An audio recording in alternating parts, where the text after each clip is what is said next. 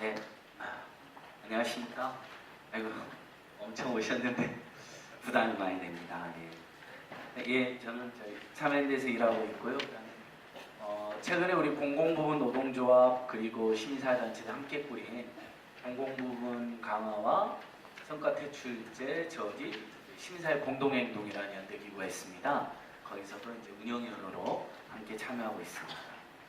노광표 소장님 발표문 미리 보내주셨고 저도 공부가 많이 됐고 그거의 연장선상에서 보조발제라고 생각하시면 될 것 같습니다. 20분까지는 안 가도 될 것 같습니다. 내용은 저희들 여기에 충분히 담아놨고 사실 9월 9일 오늘 토론 전에 9월 8일 날 추석 전에 김종민 의원, 이정미 의원, 한정희 의원님하고 저희가 이렇게 공동 토론을 했었거든요. 자료집 하나 또 따로 있습니다. 여기에 보면 철도, 교통, 보건 여러 분야에서의 성과연봉제가 어떤 폐해를 안고 있는 사례가 잘 나와 있습니다. 우리 국민들께서 또 국회의원들께서 이걸 보신다면 이거 성과연봉제 듣기에 따라서는 성과를 내면 연봉을 더 주겠다는 거니까 좋은 제도 아닌가 하는 분들도 이것만 읽어보셔도 그렇게 호락호락한 게 아니구나, 우리가 검토할 게 굉장히 많구나라고 느낄 수 있을 것 같습니다. 근데 저도 뭐쭉 성과연봉제가 성과퇴출제이고 쉬운 해고하고 연동되어 있다고 생각합니다. 그래서 반드시 막아야 될 제도라고 생각하고 우리 노동계와 시민사회단체들이 지금 연속해서 간담회도 하고 있고 여러 가지 공동 대응에 대한 논의도 하고 있습니다. 근데 다만 노광표 소장님께서도 우리 안의 분위기, 이 문제점에 대한 문제점을 지적하고 총파업을 준비하는 열기는 뜨겁지만 밖의 분위기는 그렇지 않은 것 같다라는 의견을 주셨는데 성과연봉제란 말 자체로는 국민들께서 그게 큰 문제인가? 이런 고민을 가지고 계시는 것 같아요. 그래서 그것을 국민들과 어떻게 함께 할 것인가. 사실 야당이 당론으로 정하지 못하는 그런 고민도 그런 여론대로 반영되지 않았을까 생각이 오는데 오늘 토론의 계기로 야당도 당론을 해주셨으면 하는 바람도 전하면서 저희 역시 국민들과 함께하는 좋은 설명의 논리나 설득 방안도 더 고민해야 될 것 같습니다. 그래서 저는 오늘 우리가 쉬운 해고와 성과주의라고 이렇게 되어 있는데 사실 해고를 쉽게 한다는 거, 요즘에 자영업자들이 젠트리피케이션이라든지 조물주의 건물주란 말을 이렇게 쫓겨날 때 예전에는 당한 사람도 무덤덤했고 지나가는 시민이나 단골 손님들도 안 됐싸고 넘어갔는데 곳곳에서 이분들이 투쟁을 하잖아요. 마음 편히 장사하고 싶은 상인들 모임이랑 모임도 만들어가지고 어디 심지어 법원의 강제 집행 예전에 당하기만 했죠. 막 그런데도 100여 명, 200명씩 모여서 막아내기도 하고 법원 집행관도 안쓰러워서 못하겠다고 이렇게 포기하고 가는 경우를 제가 몇 번 봤거든요. 그러니까 사실은 직장을 다니거나 중소상공인으로 먹고 살거나 그 일자리에서 쉽게 쫓겨난다는 거. 그러니까 저희들이 공정해고 지침이라고 정부가 아무리 돈을 들이고 KTX 열차에 버스에 붙여놓고 다니고 해도 사람들 직감적으로 우리 국민들 저 해고 쉽게 하겠다는 거구나.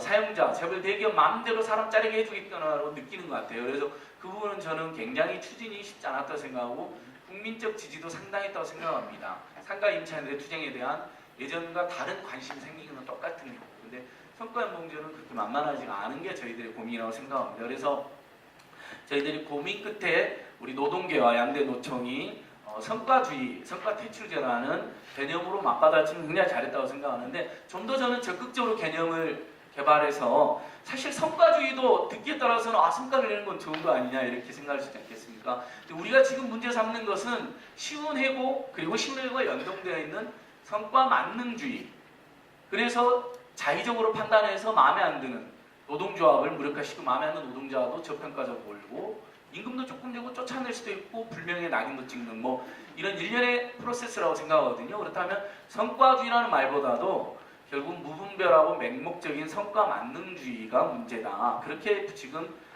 정부가 작업장에 대한 통제를 통해서든 작업장에 대한 통제를 강화하기 위해서든 공공부문의 노동자를 무력화시키기 위해서든 아니면 전체적으로 전체 사용자들과 재벌대기업의 입김에 맞는 쉬운 회계와 제멋대로 임금 체계를 관철시키기 위해서는 여러 가지 다목적으로 그런 카드를 내세우고 있다고 저는 적극적으로 설파하는 게 좋겠다고 생각해 봅니다.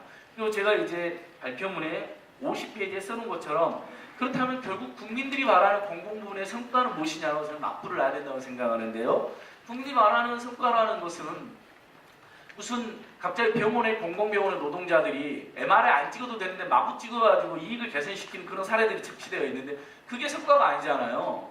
보험병원에서 아프지도 않은 환자를 막 국가유공자들 찾아다니면서 막 강제로 입원시키고 입원하는 이게 성과가 아니잖아요. 그런 건 과도하게 의료비를 지출하게 만드는 것이 아프지도 않은데 과잉 진료를 하는 문제점이잖아요. 오히려 거기에 또 보험 재정이 들어가면 예산만 낭비되는 거고 그런 성과가 아닐 텐데 이제 보건의료 분야에서의 성과 맞는 게 폐 자료가 나와 있거든요. 잘 나와 있는데 국민들이 말하는 성과 주의는 그건 무엇이냐? 사실 공공 부분에서의 공공성이 강화되고 좀 더 안전하게 좀 더 저렴하게 또는 무상으로 공공 서비스를 이용할 수 있어야 된다는 게 국민들이 말하는 성과적이죠.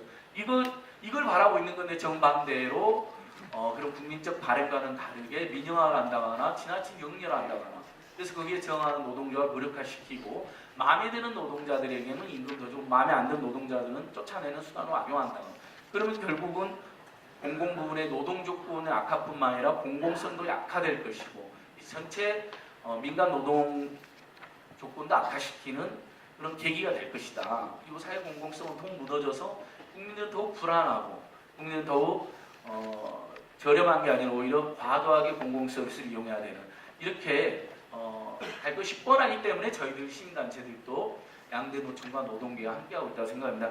바로 그런 면에서 무분별하고 맹목적인 성과 만능주의가 결국 공공부문의 공공성까지 파괴하게 되고 그나마 유지되어 온 노동조건의 표준마저도 악화시키게 되고 그럼 전체 민간 노동조건과 사회공공성까지 파괴해서 1차적인 피해는 공공부문의 노동자들이 지게 되겠지만 궁극적인 피해는 우리 국민들이 고스란히 안게 된다는 점을 제가 얼마나 효과적으로 이야기할 수 있을 것인지 그런 점에 대해서도 우리 노동계나 양대노총 선생님들하고 심각하게 논의해보고 싶습니다. 고민해보고 싶고 그런 점을 제가 적극적으로 알려야 된다고 생각합니다. 예, 그래서 제가 박근혜 정부의 노동정책에 대해 저희들도 양대노총에는 못 미치고 노동사회연구소에 못 미치지만 책임있는 시민단체에서 여러 차례 토론을 공부도 해봤는데 일단은 51페이지부터는 통계청 통계를 인용해놨습니다. 최근에 가장 나온 통계청인데요. 올 평균 지출이 우리 국민들 올 평균 지출이 330만 원 가까이 나와 있습니다. 이제 그 이상의 급여를 받는 분들은 큰 문제가 없을 수도 있겠지만 급여를 받는 분들이 많잖아요. 그리고 그러면 이 통계만 의거해도 많이 받는 사람을 깎아내려가지고 여기에 맞출 것이 아니라 적게 받는 분들을 어떻게 이 지출이 가능하도록 인간적인 삶을 높일 것이냐라는 과제를 제가 역으로 제기해야 된다고 생각하고 바로 그게 이제 약분이 이야기했던 소득주도형 경제활성화론하고도 맥이 닿아 있습니다. 그리고 바로 소득주도형 경제활성화론이 경제민주화의 논체라고 생각합니다. 재벌 대기업과 일부 사용자들이 멋대로 마음대로 임금체계를 정하고 노동조건을 악화시키고 극단적인 양극화로 치닫는 것이 아니라 골고루 노동소득과 국민들의 가계소득이 증대될 수 있는 정책으로서의 고용안전과 임금 인상 그리고 중소자영업자나 중소기업들의 생존 보장 이렇게 저희들이 오히려 이것이 국민경제 활성화 방안이고 극심한 내수 침체, 경기 침체에 빠진 한국 사회에서 이게 활로가 되고 있다는 걸 좀 더 적극적으로 이야기했다고 생각하는데요.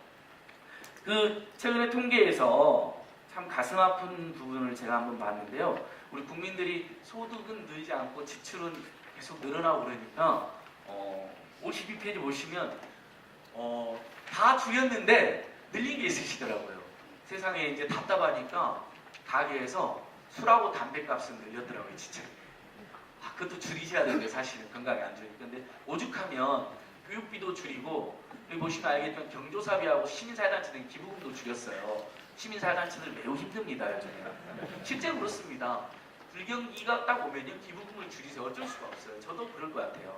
경조사비 10만원 내든가 5만원 내든가 안 가버려요. 막 이런 경우 있잖아요. 미안하다고 생각하고. 저놈한테 2번 가야 되는데 한 번만 가버리는 거죠. 예를 들면 친한 친구 나중에 갚겠다 이런 식으로 생각하면서 이렇게 이게 통계에 잡혀 있습니다. 기부금 경조사비를 3%씩 줄인 걸로 나와 있습니다. 그러니까 진짜 이렇게 어떻게 보면 우리 국내 삶이 굉장히 고단하고 막장으로 하고 있는 것이거든요. 근데 올 지출은 보면 한 330만 원, 그 정도 소득은 벌어야 돼요. 그럼 당연히 그런 소득을 보장해주는 노동정책을 우리가 요구하자.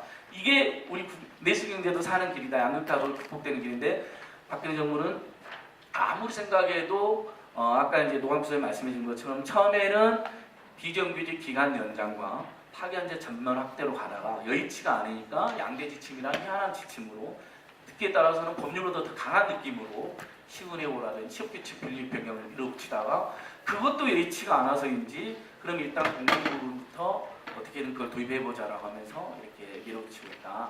이런 부분들을 우리가 국민들께 잘 이야기를 했으면 좋겠다는 생각이고요.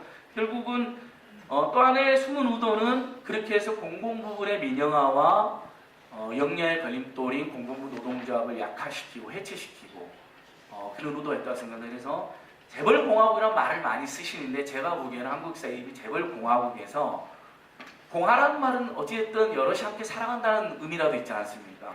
그래서 그것도 이미 깨져서 재벌 지배국가로 결국 공공부문의 그런 이윤마저도 재벌 대기업의 새로운 일가로 넘겨주기엔 치밀한 계획이나 업무까지 작용되어 있다. 이런 배경도 저희가 적극적으로 주장해야 된다고 생각합니다. 55페이지에서부터는 저희 나름대로 우리 그 성과퇴출제 저지 시민사회 공동행동에서 그동안 우리 노동계와 또 전문가 선생님과 시민사회가 공동으로 주장해본 이 성과퇴출제 문제점들에 대해 쭉 써놨습니다. 별도의 사례는 저희가 9월 8일 토론을 통해서 사례집으로 발표를 한 바 있는데 거기 구체적인 사례까지 적어놨지만 문제점, 예견되는 문제점들을 쭉 적어놨습니다. 뭐 법률적인 문제점 좀 이따 민변 우리 최 변호사님께서 해주실 거라고 생각하고요. 그러니까 뭐 법률적으로도 내용적으로도 다 문제라고 생각합니다. 그리고 이제 또 하나 저희가 지적할 것 이렇게 중요한 노동조건의 변경과 사회 전체적인 상태 악화를 미치는 내용에 대해서 노사 간의 합의도 이루어지지 않았고요. 사회적 논의조차 이루어지지 않았습니다. 정부에서 이런 공청회를 한다거나 토론을 한다는 소식을 들어본 적이 없습니다. 시민단체들로부터도 어떤 시민단체가 어떤 연락도 온 적이 없습니다. 그리고 전문가 선생님도 굉장히 우려를 많이 하고 있는 걸로 아는데 뭐 본인들이 입맛에 맞는 분들이 의견을 청취했는지 모르겠지만은 제대로 된 의견 수렴도 없었다고 생각합니다. 이렇게 마구잡이로 이렇게 몰아붙여도 되는 것인지 이 부분에 대해서는 반드시 국회에서 정치권에서 강력한 제동을 걸어주셔야 된다고 생각합니다. 좀 중요한 정책일수록 좀 옥신각신해야 되는 거 아닌가요? 근데 도대체 박근혜 정부는 자기들이 내세웠던 공약을 동서고금을 통틀어서 가장 먼저 폐기한 정권으로 저는 기억이 남을 거라고 생각하는데 그 반면에 한편은 중요하다면 중요한 정책일수록 어떠한 옥신각신도 없이 어떤 식으로든 몰아붙이고 반대가 심하고 정기적으로 채용할 것이냐 바로 정기적으로 전할 것이냐 빼고 지금 해고당할래 2년 후 해고당할만 물어본 적 있지 않습니까? 당연히 그러면 많은 사람들이 2년 후에 2년이나 더 다녀야죠 이렇게 답한 거 가지고 그걸 지지한다고 했는데 천만의 말씀입니다. 잘 알다시피 85페이지에 제가 다시 공정하게 물어봤습니다. 처음부터 상시적으로 정기적으로 할 것이냐 아니면 기간 연장 할래 아니면 바로 2년 지났으니까 뽑게 해줄래 그랬더니 대부분이 바로 뽑게 처음부터 정기적으로 하거나 아니면 2년 동안 고생했고 검증했으면 정기해달라고 되어 있습니다. 이게 민의이고 이게 결국 그 노동자들의 소득을 증대시키고 고용 안정을 늘려서 가계를 안정시켜서 그 사람들이 그냥 소비합니다. 내가 내수 활성화되죠. 답이 뻔히 나와 있습니다. 노벨 경제학자들도 계속 이야기합니다. 극심한 경기 침체 시기에는 노동자 서민들에게 도와주는 것은 도의적으로도 옳을 뿐만 아니라 그들의 소득 탄력성을 높여가지고 내수를 활성화해서 결국은 경기 침체를 극복할 수 있는 논리라는 것은 여러분도 들어보셨을 법한 폴 크루그만이라든지 조지 스티글리츠 이런 발음도 어려운 이런 사람도 있잖아요. 이런 사람들이 일관되게 이야기하고 내용입니다. 그거 한국의 경제 관료들 안 들어봤을까요? 보수 경제학자도 안 들어봤을까요? 너무 그래서 한때는 임금주도 뭐 성장론이 그분들 또 이야기하지 않았습니까? 계속 그런 이야기 잠깐 하다가 기승전 노동개혁을 봅니다. 그 의도는 무엇일까요? 결국은 경제민주화나 소득 증대를 통한 경제 활성화가 그렇게 하기 싫은 거죠. 재벌대기업 특혜를 주고 그들에게 끊임없이 시운해고라는 당근을 주고 그 다음에 제멋대로 임금체계라는 당근을 줘가지고 혹시라도 그걸 통해서 있지도 않아 있을 수도 없는 트리클다운 같은 것으로 뭔가 경제가 살아날 수 있지 않을까라는 헛된 망상 심지어 그게 안 된다고 생각하면서도 자신들의 집권 기반이 재벌대기업만 몰빵으로 돌아오자 이런 정말 못된 생각을 하고 있는 것이 아닌지 저희는 지적하지 않을 수가 없습니다. 그래서 그 앞에 별첨 1은 박근혜 정부가 해야 될 정책은 시운해고나 성과만능주로 인한 공공성 약화나 노동조건 침체가 아니라 원래 본인들이 공약했던 경제민주화라는 의미에서 시민단체들이 정리한 경제민주화 과제 15대 과제인가 정리했는데요. 보면 박근혜 대통령 공약집에 있는 내용하고 놀랍도록 유사합니다. 제발 공약대라는 의미로 다시 한번 적어놨었고요. 그 다음에 별첨 3제 제가 토론을 마무리하겠습니다. 별첨 3에는 최근에 우리 더불어민주당의 34개 중점 경제민주화 관련 법안 내용입니다. 보시면 굉장히 내용들이 좋습니다.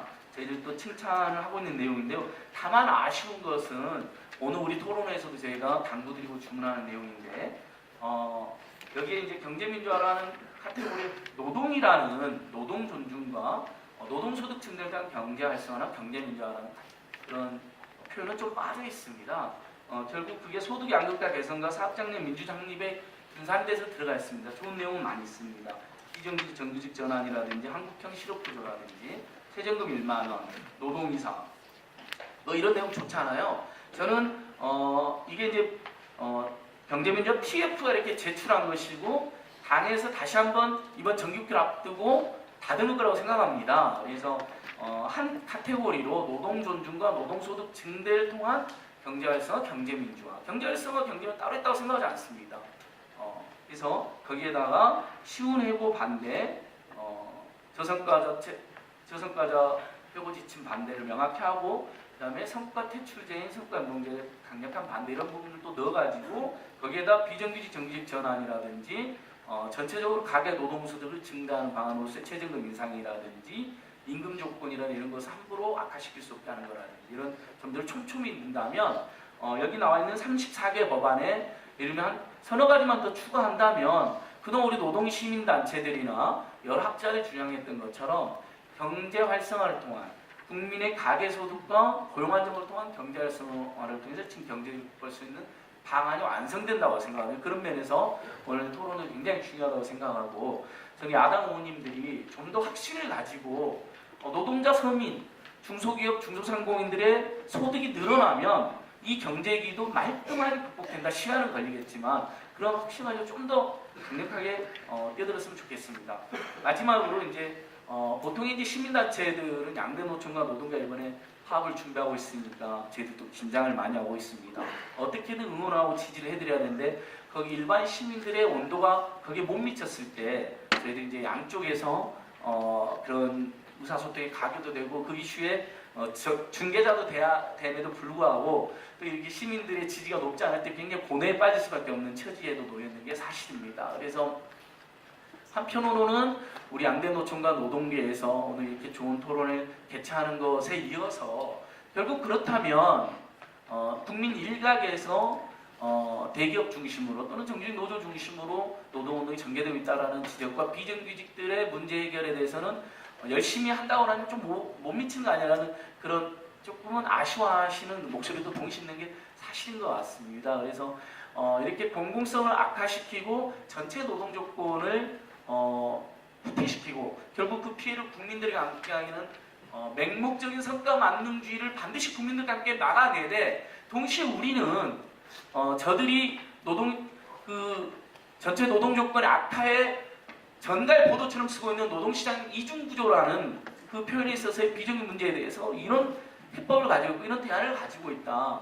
공공부문의 비정규직 전환이라든지 비정규직분들의 차별 해소라든지 급여의 획기적인 인상에 대해서 우리들은 또 이런 보관을 가지고 있고 이런 부분에 대해서 책임있게 투쟁할 것이다라는 것도 이미 열심히 하고 계시지만 좀 더 우리가 방점을 찍어야 되지 않나 이런 고민도 같이 제출해 봅니다. 그래서 성과연봉제 저지가 만만치 않은 싸움일 거라고 생각하는데요. 오늘 저희들의 이런 토론을 통해서 얼마든지 저들이 거짓말을 너무 많이 하고 있기 때문에 충분히 국민들과 잘 소통한다면 저는 돌파할 수 있다고 생각하고 시민단체들도 책임있게 노동자가 시민 노동자도 생각하고 있습니다. 그런 면에서 노동단체 이슈가 아니라 우리 모두 이슈라고 저희들도 생각하고 있기 때문에 함께 지혜를 모으고 돌파해 나갈 수 있도록 노력하겠습니다. 고맙습니다.